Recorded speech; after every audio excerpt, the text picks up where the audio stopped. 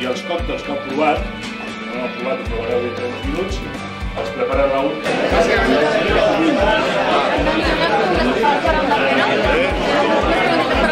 No, lo siento, no.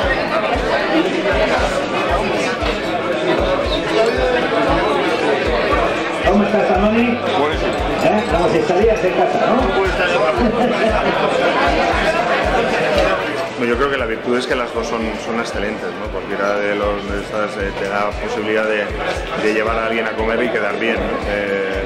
Seguramente en Euskadi, sobre todo, es una gastronomía muy de producto, en este caso en Vitoria, y hacen un gran trabajo de resumir la gastronomía de esos platos pequeños que llamamos pinchos o tapas, o lo que uno le quiera llamar.